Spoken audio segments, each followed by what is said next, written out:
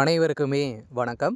சற்று முன் கிடைத்திருக்கக்கூடிய ஒரு மிக மிக முக்கியமான செய்தி ஒன்று வெளியாகியுள்ளது. சற்று முன் கரூரில் 39 உயிர் இழப்பிற்கு ஸ்டாலின் தான் காரணம். பரபரப்பு இது மாதிரி பார்த்தீங்கன்னா செய்திகள் வெளியாயிருக்கு. பார்த்தீங்கன்னா சனிக்கிழமை நடந்த சம்பவத்தின் அடிப்படையில் அதிரடியாக பார்த்தீங்கன்னா ஒரு மிகப்பெரிய சம்பவம் நடந்தது.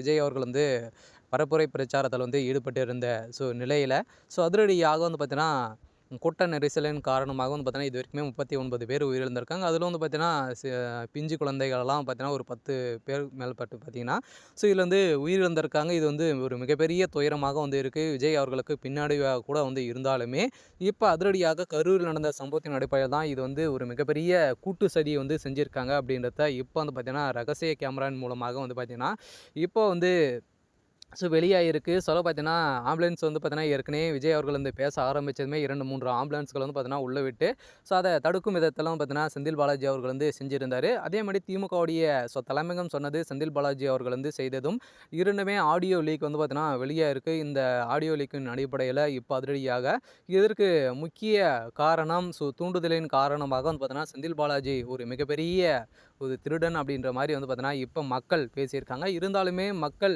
இடையே விஜய் அவர்களுக்கு நிறைய வரவேற்புகள் இருக்குது. வருகின்ற சட்டமன்ற தேர்தலில் விஜய் அவர்கள் இருந்தார் அப்படின்னா ஒரு மிகப்பெரிய தோல்விகள் திமுக சந்திக்கும் அப்படின்ற ஒரே நோக்கோடு பார்த்தீங்கன்னா இந்த செயலை திமுகவுடைய தலைமையகம் கூட்டு சதியோடு பார்த்தீங்கன்னா செஞ்சுருக்காங்க. இருந்தாலுமே இந்த உயிருக்கு அனைத்துமே பார்த்தீங்கன்னா திமுக தான் காரணம். இருந்தாலுமே இது பேர் விஜய் அவர்களுக்கு தான் சென்றிருந்தாலுமே இதுக்கு இந்த உயிரிழப்பிற்கு காரணம் முதல்வர் ஸ்டாலின் அவர்கள் தான் அப்படின்ற மாதிரி குற்றச்சாட்டுகள் எழுந்திருக்கு. பார்த்தீங்கன்னா திமுக மீதே நிறைய மக்கள் போராட்டத்தில் ஈடுபட்டு இருக்காங்க. அதனால் முதல்வர் ஸ்டாலினுடைய கதை ஒட்டுமொத்தமாக முடிய போகுது.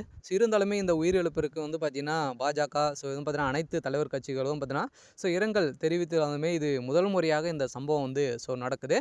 இது ஒரு மிகப்பெரிய சம்பவத்தை பார்த்தீங்கன்னா திமுக நல்ல பிளான் போட்டு செஞ்சுருக்காங்க. பார்த்தீங்கன்னா இது அனைத்துக்குமே பார்த்தீங்கன்னா நல்ல பெரிய இடத்தை கொடுக்காம திமுக நிறைய கண்டிஷன்களை போட்டு இது மாதிரி செய்யக்கூடிய செய்தனால்தான் பார்த்தீங்கன்னா இது மாதிரி அசம்பாவிதம் நடந்திருக்கு அப்படின்றத குற்றச்சாட்டு மீது பார்த்தீங்கன்னா திமுக மீதே சாட்டியிருக்காங்க. இருந்தாலுமே நீதிமன்றம் என்ன தீர்ப்பு வழங்க போகிறாங்க அப்படின்றத பார்த்தீங்கன்னா ஒரு மிகப்பெரிய கேள்விக்குறியாகவே இருக்குது. இருந்தாலுமே இதில் முக்கிய காரணம் முதல்வர் ஸ்டாலின் அவர்களுக்கு தெரியும். பார்த்தீங்கன்னா அனைவருக்குமே வெளிப்படையாகவே தெரியும். இருந்தாலுமே பார்த்தீங்கன்னா ஆளுங்கட்சியாக இருக்கக்கூடிய தைரியத்தில் பார்த்தீங்கன்னா திமுக இது மாதிரி வேறு நிறைய வேலைகளெல்லாம் செஞ்சுட்டு இருக்காங்க. வருகின்ற சட்டமன்ற தேர்தலில் ஒரு மிகப்பெரிய சவாலாகவே இருக்க போகுது. இருந்தாலுமே என்ன நடக்க போகுது அப்படின்றத வெயிட் பண்ணி பார்க்கலாம். இது மாதிரி செய்திகளை தெரிஞ்சுக்கணும் அப்படின்னா மறக்காமல் நம்மளுடைய சேனலை சப்ஸ்கிரைப் பண்ணி சப்போர்ட் பண்ணுங்கள். தேங்க்யூ.